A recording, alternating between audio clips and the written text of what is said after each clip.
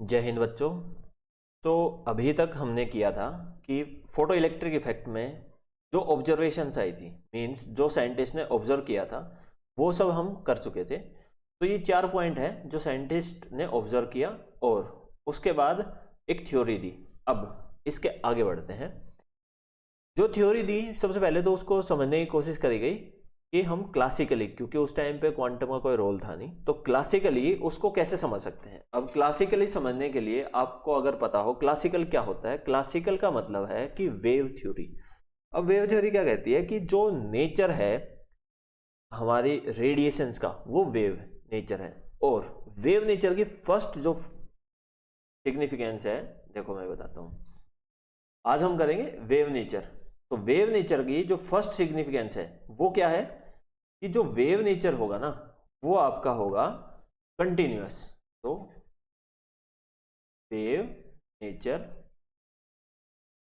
Of radiation, wave nature simply means that the waves that are emitted are of continuous nature। Means photo electric effect में जो बताया सो बताया, वो तो experimental observation थी। लेकिन अब रियलिटी पे आ जाते हैं। रियलिटी कहती है कि जो वेव नेचर है वो कंटिन्यूअस वेव्स होती हैं। समझ आ गई? क्योंकि जो वेव्स होती है अपनी, ये देखो, ऐसे हम रिप्रेजेंट करते हैं एक वेव से, तो ये कंटिन्यूअस है, दिख रहा है कि यहां से कोई भी ब्रेक नहीं हो रहा है। तो wave nature means continuous radiation. So wave nature है first thing, according to wave nature,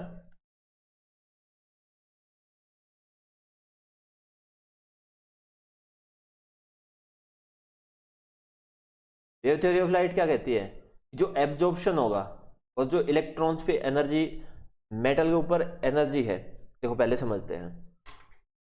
wave nature कहती है कंटिन्यूअस एनर्जी जो है वो इलेक्ट्रॉन्स पे डलेगी, फॉल होएगी। तो कंटिन्यूअस फॉल होने का मतलब है कि अगर इंटेंसिटी बढ़ाते हैं तो इंटेंसिटी किस पे डिपेंड कर रही है, जो वेव में हम पढ़ते हैं intensity is directly proportional to amplitude का स्क्वायर। अब इंटेंसिटी किसकी, इलेक्ट्रोमैग्नेटिक रेज की। इलेक्ट्रोमैग्नेटिक रेज में डोमिनेटिंग फैक्टर अपना इलेक्ट्रिक फील्ड होता है। तो इलेक्ट्रिक फील्ड का amplitude means amplitude of electric field. तो इलेक्ट्रिक फील्ड का एम्पलीट्यूड के ऊपर इंटेंसिटी डिपेंड करेगी। समझ आ गई? अब higher the field amplitude, higher will be the energy. Half epsilon naught E square is the energy density of the electric field. So energy density is equals to 1/2 epsilon naught E square. So greater the this is the energy density. Greater the amplitude, greater will be the energy. So यहां से देखो, amplitude ज्यादा हुआ तो energy ज्यादा हुई, energy ज्यादा हुई मतलब इंटेंसिटी ज्यादा है। मतलब वेव थ्योरी कहती है कि ज्यादा इंटेंसिटी होगी तो जो इलेक्ट्रॉन्स एमिट होंगे वो ज्यादा एनर्जेटिक इलेक्ट्रॉन्स होंगे। समझे? ज्यादा इंटेंसिटी मींस ज्यादा एनर्जेटिक इलेक्ट्रॉन्स एमिट होंगे, ये अपनी वेव थ्योरी कहती है। क्योंकि इंटेंसिटी एम्पलीट्यूड पे डिपेंड करती है, एम्पलीट्यूड का मतलब एम्पलीट्यूड डायरेक्टली डिपेंड कर रहा है एनर्जी पे। So greater will be the energy. तो ये कहती है wave theory, first thing. Second thing, frequency. तो फ्रीक्वेंसी के ऊपर energy of electrons doesn't depend. Means according to the wave theory there is no direct dependence of the energy of electrons on the frequency। समझे? Frequency के ऊपर energy depend नहीं करती है। अब फ्रीक्वेंसी पे डिपेंड नहीं करती, इसका क्या मतलब है? इसका ये मतलब है कि किसी भी फ्रीक्वेंसी की, ये एक मेटल है, इस मेटल के ऊपर किसी भी फ्रीक्वेंसी की कोई भी फोटोन या फिर कहें हम कोई भी रेडिएशन इसके ऊपर अगर हम डालते हैं तो इलेक्ट्रॉन एमिट होंगे किसी भी फ्रीक्वेंसी के। It can be less than threshold frequency, ये आपकी वेव थ्योरी कहती है। लेकिन इसमें इफ एंड बट ये है कि ये जो इलेक्ट्रॉन्स होंगे ये एमिट होंगे, ये ऐसे नहीं है कि एकदम से एमिट हो जाएंगे। तो वेव थ्योरी ये भी कहती है धीरे धीरे टाइम लगेगा और जो मेटल है वो हीट अप होगा, उसके बाद इलेक्ट्रॉन्स आपके एमिट होने ही हैं हर एक फ्रीक्वेंसी पे। ये आपकी वेव थ्योरी बताती है, जो कि बिल्कुल कॉन्ट्राडिक्टरी है जैसा कि हमने पहले ऑब्जर्व किया है। समझ गए? तो हम इसमें यही पढ़ने वाले हैं कि वेव थ्योरी क्यों नहीं फोटो इलेक्ट्रिक इफेक्ट को समझा पाई। उसका एक रीजन है ये कि वेव थ्योरी में इंटेंसिटी का मतलब एनर्जी है और फ्रीक्वेंसी कोई फर्क नहीं डालती है। तो फ्रीक्वेंसी के ऊपर इलेक्ट्रॉन्स का एमिशन डिपेंड नहीं कर रहा, इंटेंसिटी के ऊपर डिपेंड करता है totally according to the wave theory. समझ आ गया? ठीक है। अब क्योंकि इसके ऊपर वेव डाली है हमने, और जो यहाँ पे इलेक्ट्रॉन्स है ये एमिट होंगे इधर से, तो ये कैलकुलेशन की गई कि कितना टाइम लगेगा, और इस टाइम में जो इलेक्ट्रॉन्स एमिट हुए हैं कम फ्रीक्वेंसी को भी हाई इंटेंसिटी, बहुत ही ज़्यादा इंटेंसिटी अगर हम डालते हैं, इंटेंसिटी मतलब बहुत ही फोकस्ड आपकी बीम अगर डालते हैं, तो जो इलेक्ट्रॉन्स हैं वो कितनी एनर्जी एब्जॉर्व करेंगे।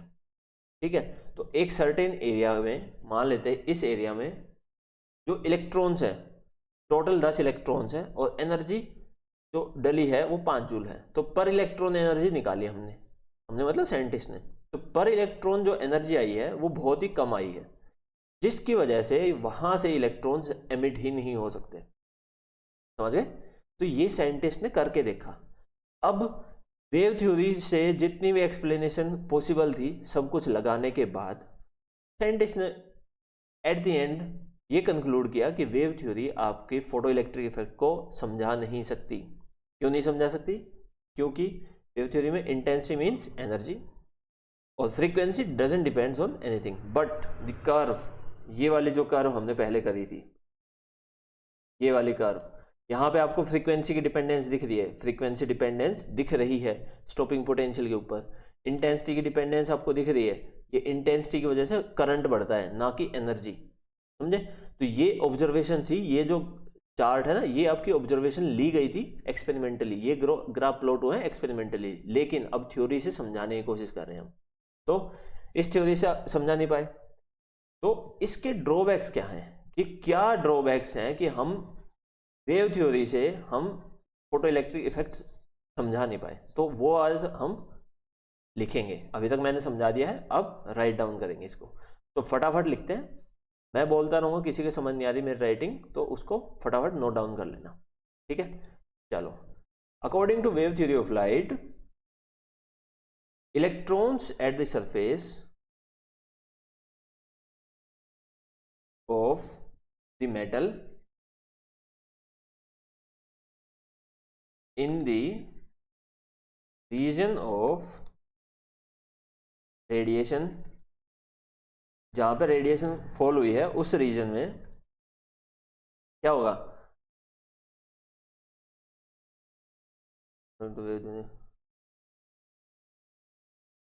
absorbs the radiation energy continuously।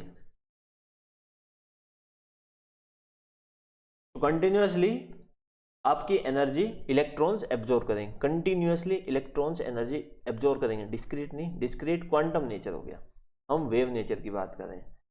दूसरा, the greater the intensity of radiation, जितनी ज्यादा इंटेंसिटी होगी रेडिएशन की, greater is the amplitude, amplitude ज्यादा होगा इसका, of electric and magnetic field, magnetic और इलेक्ट्रिक फील्ड का एम्पलीट्यूड ज्यादा होगा। Hence greater should be the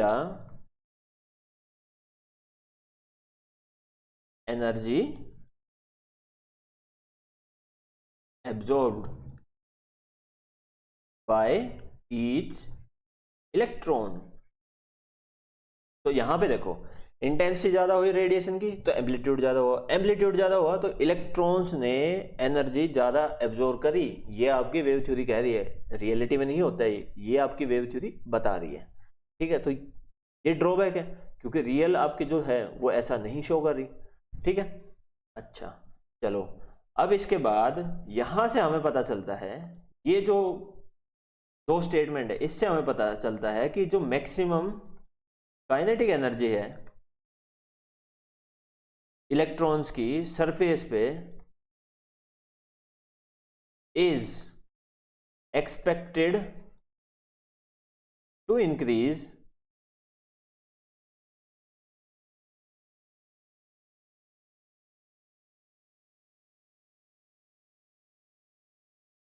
with increase in intensity. So intensity जैसे ही इंक्रीज करेंगे, इंटेंसिटी जैसे ही इंक्रीज करेंगे, काइनेटिक एनर्जी जो मैक्सिमम है इलेक्ट्रॉन्स की वो इंक्रीज होनी चाहिए, ठीक है।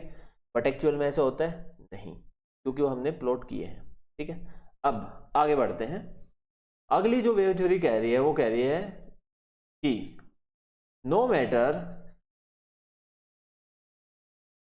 What is the frequency of radiation, radiation की क्या फ्रीक्वेंसी है उस पर डिपेंड ही नहीं कर रही। No matter what is the frequency of radiation, a significant या फिर sufficient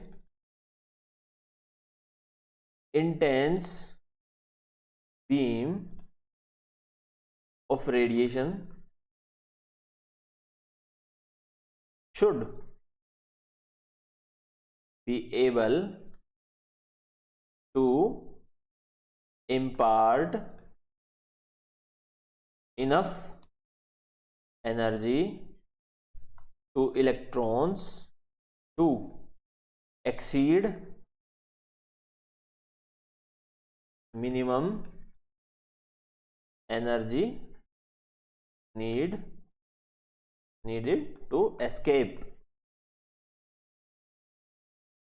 इसमें समझ आया कि फ्रीक्वेंसी पर डिपेंड नहीं कर रहा है। अब वेव थ्योरी कह रहे फ्रीक्वेंसी पर डिपेंड ही नहीं कर रहा है, आपकी इंटेंसिटी पर डिपेंड करेगा कि मिनिमम एनर्जी इलेक्ट्रॉन्स को प्रोवाइड हो रही है या नहीं, वो इंटेंसिटी पर डिपेंड करेगा, ठीक है।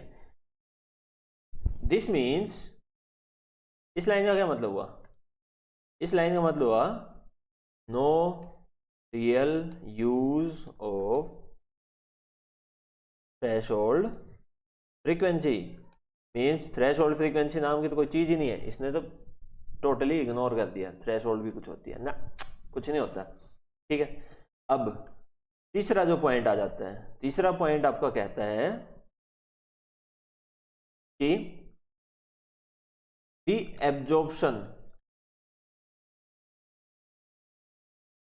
by the electrons is a continuous phenomenon over entire wave front. Wave front पता है ना क्या होता है? वेव्स के फॉर्म में जब ट्रेवल करती हैं रेज, वेव की फॉर्म में हम रिप्रेजेंट करते हैं अपनी लाइट सोर्स की एनर्जी को। Wave front of radiation, since a large, अब देखो ये ऑब्जर्व किया गया, since a large number of electrons absorb, ये मैंने बताया था ना कि इलेक्ट्रॉन बहुत लार्ज होते हैं, तो कितने एनर्जी पर इलेक्ट्रॉन एब्जॉर्ब कर रहा है वो साइंटिस्ट ने देखा। Since large number of electrons absorbs energy, the energy absorbed per electron per unit time turn out to be small. Means per electron जो एनर्जी एब्जॉर्ब कर रहे हैं इलेक्ट्रॉन्स पर यूनिट टाइम वो बहुत कम है। इसका क्या मतलब है? By calculations it is found that it can take hours or more, घंटे या उससे भी ज्यादा लग सकता है, for a single electron to pick sufficient energy to overcome work function and work function को ओवरकम करके क्या and come out of the metal. पर इलेक्ट्रॉन एनर्जी निकाली, उससे हमें पता चला कि इलेक्ट्रॉन को वर्क फंक्शन तो हमेशा रहेगा। वर्क फंक्शन का मतलब है जो न्यूक्लियस है, जो अपना न्यूक्लियस है वो इलेक्ट्रॉन्स को कितने टाइटली बाउंड कर पा रहा है, वो मिनिमम एनर्जी कितनी है। तो उस एनर्जी तक पहुंचने के लिए पर इलेक्ट्रॉन को जो एनर्जी चाहिए वो बहुत ज़्यादा है, तो घंटे या उससे भी ज़्यादा टाइम लग सकता है आपका एक इलेक्ट्रॉन एमिट होने में। बट रियलिटी में ऐसा कुछ नहीं होता। रियलिटी में तो जैसे ही फोटॉन्स डले तुरंत इलेक्ट्रॉन्स एमिट आउट हो गए। तो ये जो कंक्लूजन था वेव थ्योरी का, ये एक्सप्लेन नहीं कर पा रहा। ये जो तीनों कंक्लूजन है, एक तो ये कि भाई इलेक्ट्रॉन्स की कितनी एनर्जी होगी, फिर फ्रीक्वेंसी पे डिपेंड ही नहीं कर रहा, फिर ये मैक्सिमम जो काइनेटिक एनर्जी होगी वो आपकी इंटेंसिटी पे डिपेंड करेगी। ये तीनों चीज गलत है, तो वेव थ्योरी आपकी एक्सप्लेन ही नहीं कर पाती। Hence we can conclude that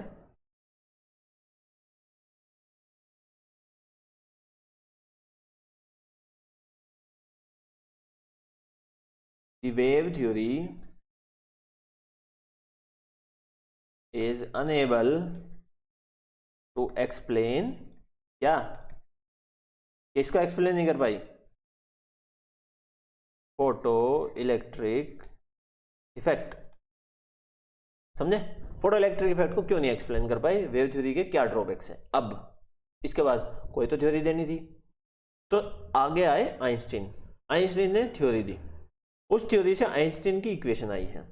तो now we will study Einstein's photoelectric equation, या फिर कहें एनर्जी क्वांटम ऑफ रेडिएशन। ये अभी हम पढ़ने वाले हैं। तो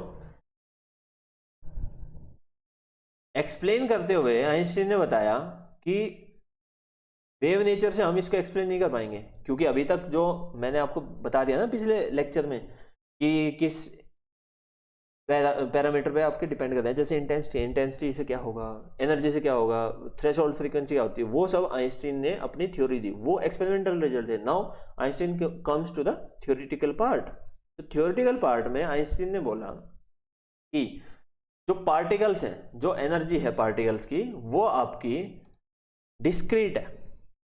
वेव थ्योरी में क्या कहा, कंटिन्यूअस है वेव, लेकिन आइंस्टीन ने कहा डिस्क्रीट है, और वो वेव पैकेट्स है। एक एनर्जी पैकेट है, मींस एनर्जी जो फॉल हो रही है वो वेव पैकेट्स में, एक पैकेट है उसकी सर्टेन एनर्जी, दूसरा पैकेट है उसकी सर्टेन एनर्जी, तीसरा पैकेट उसकी सर्टेन एनर्जी। ये डिफरेंट डिफरेंट पैकेट्स आपके आके सरफेस में फॉल कर रहे हैं। ये जो पैकेट्स है इनको बोला फोटॉन्स। तो एनर्जी के स्मॉलेस्ट यूनिट जो है वो फोटॉन्स होगी, लाइट की। ठीक है, अब ये जो फोटॉन्स है, एक फोटोन आपके एक इलेक्ट्रॉन से टकराएगा, means one photon can only interact with the one electron. This is the Einstein theory. Then he proposed a equation which explains or which combines the threshold frequency with the frequency of radiation and the kinetic energy of the electrons. So these three parameters are combined in a single equation by the Einstein. So Einstein have a critical role in explaining the photoelectric effect.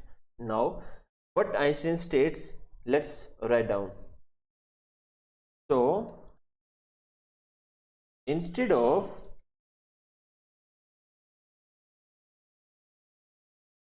continuous energy absorption,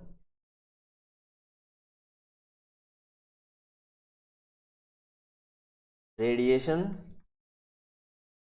energy is built up of discrete units called quanta of energy of radiation. Radiation के energy quanta है, समझे?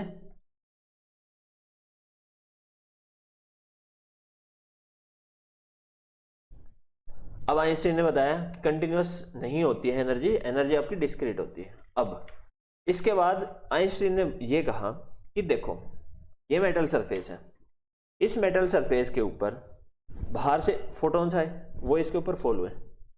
देखो मैं बताता हूँ, यहां पे समझो, यहां पे ये मेटल है, इसके ऊपर जो इलेक्ट्रॉन्स है उनका वर्क फंक्शन है, सब इलेक्ट्रॉन्स का वर्क फंक्शन है 6 इलेक्ट्रॉन वोल्ट। यहां से जो रेडिएशन फॉल हुई, जो photons different different photons fall हुए इसके ऊपर, उनकी कुछ एनर्जी होगी। लेट इट बी, दो एनर्जी मान लेते हैं, 2 इलेक्ट्रॉन वोल्ट और 15 इलेक्ट्रॉन वोल्ट। मींस स्टार्टिंग में 2 इलेक्ट्रॉन वोल्ट के हमने फोटॉन्स डाले, 2 इलेक्ट्रॉन वोल्ट के फोटॉन्स आके 1 इलेक्ट्रॉन में स्ट्राइक किए, उसको 2 इलेक्ट्रॉन वोल्ट एनर्जी दे दी। अब क्या होगा, 2 इलेक्ट्रॉन वोल्ट तो वर्क फंक्शन से ज्यादा है ही नहीं, तो जो इलेक्ट्रॉन्स है वो वाइब्रेट करेंगे और एनर्जी को एब्जॉर्ब कर लेंगे। तो there is no emission of the electrons. But when the energy is 15 electron volts which is very higher as compare to the work function. तो वर्क फंक्शन से बहुत ही ज्यादा एनर्जी अगर प्रोवाइड की है, तो जो इलेक्ट्रॉन्स हैं ये एमिट होंगे, और एमिट होंगे तो उनकी एनर्जी क्या होगी, मतलब इलेक्ट्रॉन्स सरफेस से बाहर निकले, कितनी एनर्जी एब्जॉर्ब करी, 6 इलेक्ट्रॉन वोल्ट। तो 15 माइनस 6 कितने हुए,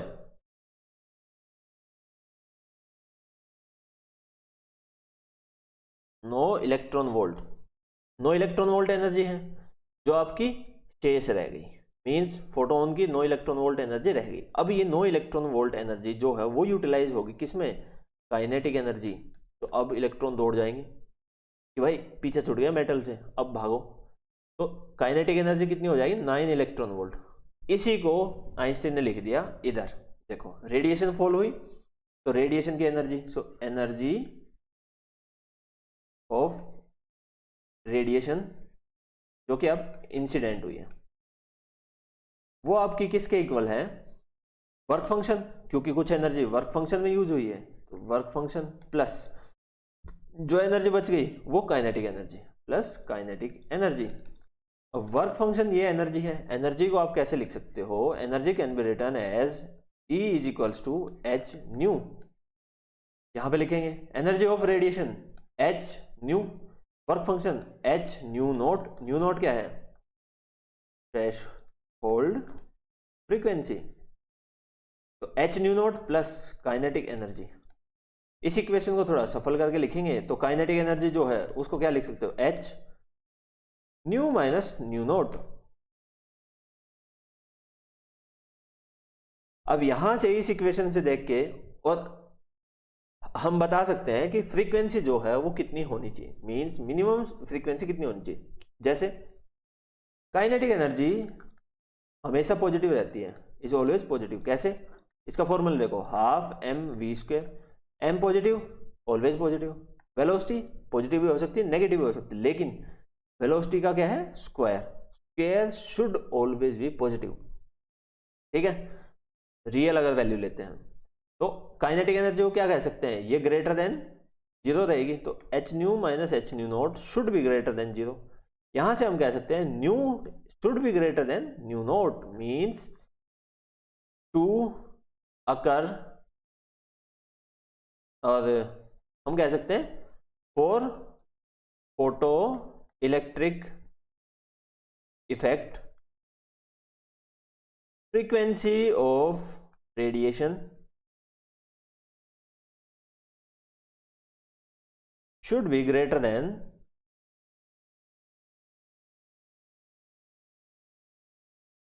थ्रेशोल्ड फ्रीक्वेंसी।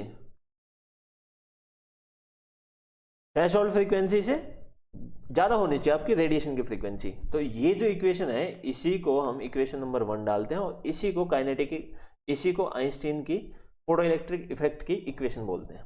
समझ आ गया बच्चों? समझ आ गया तो आगे देखते हैं।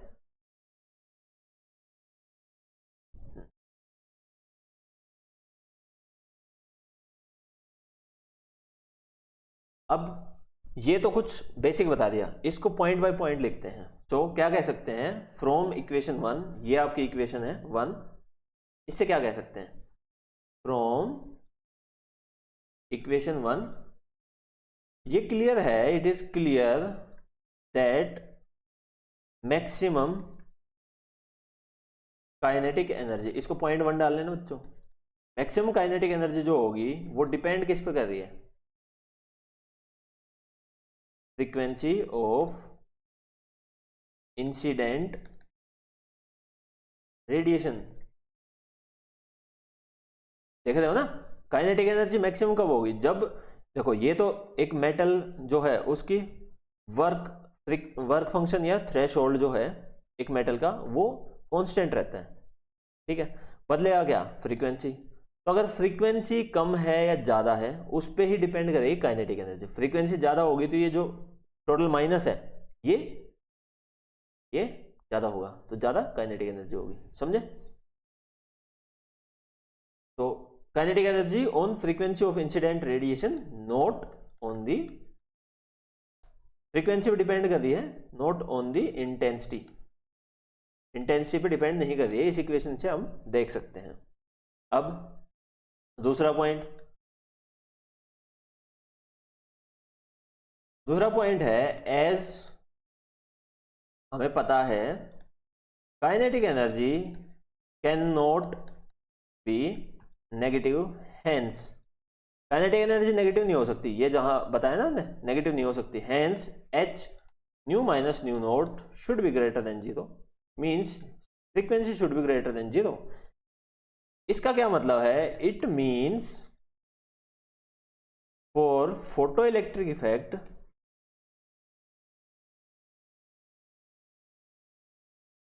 to occur, the frequency of incident light must be, frequency क्या है, ज्यादा होनी चाहिए, किससे, must be greater than threshold frequency।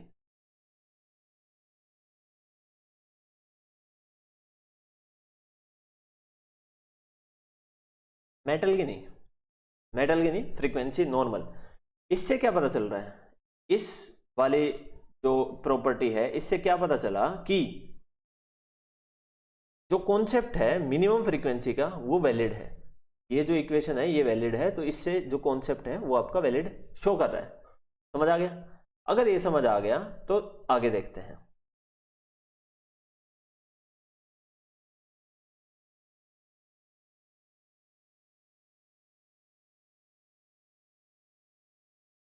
This shows the concept of threshold frequency। अब third point, for nu greater than nu naught photo current is proportional to intensity, as जैसे intensity क्या होती है, intensity is number of photons per unit area per unit time. तो greater the intensity,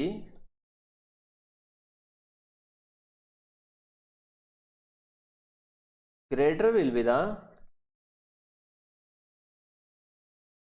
number of photons, number of photons ज्यादा होंगे, hence greater will be the greater will be the photo current। अब आपको लग रहा होगा sir ये सब तो आप बता चुके हो, फिर से क्यों बता रहे हो? ये सब आप पहले बता चुके हो, अब क्यों बताने लगे हो? तो देखो बच्चों, आइंस्टीन के अगर आपसे पेपर में पूछा जाए कि आइंस्टीन ने क्या थ्योरी दी थी, तो ये सब आपको बताना पड़ेगा। जो पहले बताया था वो फोटो इलेक्ट्रिक इफेक्ट में जो आपके प्लॉट्स थे उनकी एक्सप्लेनेशन करने के लिए हमने आइंस्टीन की थ्योरी का ही यूज किया था, ठीक है। लेकिन प्रॉपर आइंस्टीन ने जो थ्योरी दी थी उसको हम यहाँ पे एक्सप्लेन कर रहे हैं। तो ये 3 पॉइंट मैंने आपको एक्सप्लेन कर दिए, चौथा पॉइंट लिखो। Fourth point is the photoelectric effect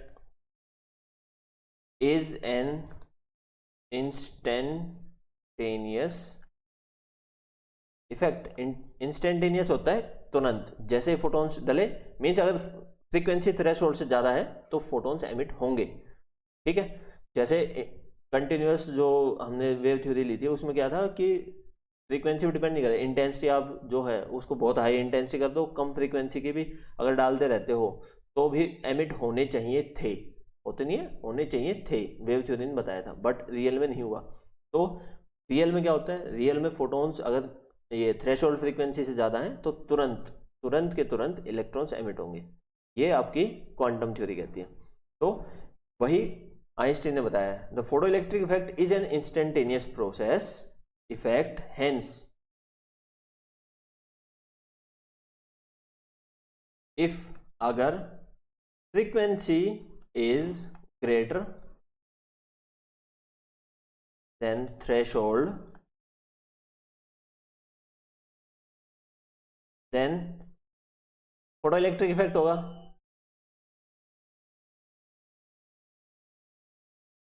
photoelectric effect occurs even the intensity can be low। Intensity low हो सकती है, इंटेंसिटी मतलब जैसे एक पॉइंट पे आपको दिखता है ना कि क्या समझाओ, इंटेंसिटी कितना शार्पनेस है, कितनी ज़्यादा एनर्जी फॉल करे, कितनी ज़्यादा ब्राइटनेस है, ब्राइटनेस से समझो कितनी ज़्यादा एक एरिया पे ब्राइटनेस है। अगर एक एरिया पे ब्राइटनेस ज़्यादा है तो इंटेंसिटी ज़्यादा है, लेकिन ब्राइटनेस कम है तो इंटेंसिटी कम है। फ्रीक्वेंसी आपकी जो है वो प्रॉपर्टी है जो फोटॉन्स है उनकी, जो रेडिएशन है उनकी। तो फोटॉन्स अलग है, मीन्स फ्रीक्वेंसी अलग है और इंटेंसिटी अलग है। उम्मीद है समझ आ गई होगी। कितनी भी लो फ्रीक्वेंसी हो, कितनी भी लो इंटेंसिटी हो, लेकिन फ्रीक्वेंसी थ्रेशोल्ड से ज़्यादा है तो आपको फोटो इलेक्ट्रिक इफेक्ट होगा, ये आइंस्टीन ने बताया था। अब आइंस्टीन की इक्वेशन लिखते हैं यहाँ पे, kinetic energy equals to H nu minus H nu naught. Kinetic energy, क्योंकि फोटो इलेक्ट्रिक इफेक्ट में क्या था, कैथोड से एनोड पे इलेक्ट्रॉन्स जा रहे थे और उन दोनों के बीच में एक बैटरी लगाई थी नीचे, याद है ना, बैटरी लगाई थी जिसका पोटेंशियल था कुछ वी नोट। तो वो जो वी नोट है वो मैक्सिमम ये था कि कितना, जो स्टॉपिंग पोटेंशियल है वो वी नोट था। तो काइनेटिक एनर्जी मैक्सिमम क्या हो जाएगी, kinetic energy is equals to charge into V naught. ये इलेक्ट्रोस्टैट्स में आपने पढ़ा होगा। तो यहां से V naught is equals to H nu upon E minus H upon E nu naught. और यहां से एक ग्राफ प्लॉट करें हम,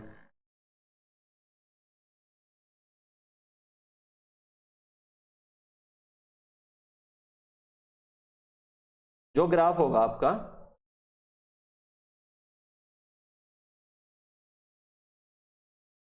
वी नोट और न्यू नोट का, तो ये जो स्लोप है, इस लाइन की जो स्लोप होएगी वो होएगी एच बाई ई। और अगर हमें देखना है कि ये वाई एक्सिस पे, ये वाई एक्सिस पे कहां पे कट करेगी ये लाइन, तो इसको हम एक्सट्रापोलेट करते हैं। यहां पे ये जो पॉइंट होगा ये क्या, कहां से निकालेंगे, इसको जीरो रख दो, इसको जीरो रखेंगे तो ये पॉइंट हो गया, ये क्या हो गया, minus H by E nu note, ये पॉइंट हो गया। उम्मीद है समझ आ गया होगा, यह आइंस्टीन ने बताया था। अब इसके बाद आगे हम करेंगे कि फोटॉन्स जो होते हैं उसकी प्रॉपर्टीज क्या होती हैं, जो हमारा एक्सपेरिमेंटल उसको एक्सप्लेन किया था वो पार्ट करेंगे कि कैसे हमें पता चला था wave nature of matter, de Broglie wavelength क्या थी, और ये सब करने के बाद हम कंक्लूड कर सकते हैं अपना इस चैप्टर को। तो 1 या 2 वीडियो लेक्चर होंगे, कुछ एक न्यूमेरिकल भी करेंगे जो आपके सीबीएसई बोर्ड में आते हैं, वो क्वेश्चन भी करेंगे कि इस चैप्टर से किस टाइप के क्वेश्चंस बनते हैं। ठीक है, चलो उम्मीद है आपको ये समझ आया होगा। नहीं आया तो एक बार दोबारा से देखना। जो अपनी वेव थ्योरी है उसमें बताया है कि उसके क्या ड्रॉबैक्स थे, वेव थ्योरी कैसे एक्सप्लेन करती इसको, लेकिन वो कर नहीं पाई। उसके लिए आइंस्टीन ने हमें पार्टिकल थ्योरी दी और हम गए क्वांटम थ्योरी दी, और जो क्वांटम पार्टिकल्स हैं वो फोटॉन्स हैं, तो उससे ये एक्सप्लेन हो पा रहा है। जो फोटो इलेक्ट्रिक इफेक्ट के ग्राफ है वो भी, और उसको एक समराइज करके 4 पॉइंट्स में आइंस्टीन ने दे दिया था, तो वो क्वांटम थ्योरी है। उम्मीद है समझ आ गया। एक इक्वेशन दी थी जिससे आपके सारे न्यूमेरिकल सोल्व होते हैं। जो इक्वेशन थी ये, kinetic energy is equals to H nu minus H nu naught, और काइनेटिक एनर्जी को ई वी नोट से रिप्रेजेंट कर सकते हैं। यह आपका इलेक्ट्रोस्टैट्स में आप पढ़ चुके हो। तो चलो यहीं तक छोड़ते हैं, आगे देखते हैं फिर क्या रहता है क्या नहीं। ठीक है, चलो तो बच्चों bye, see you in the next video lecture.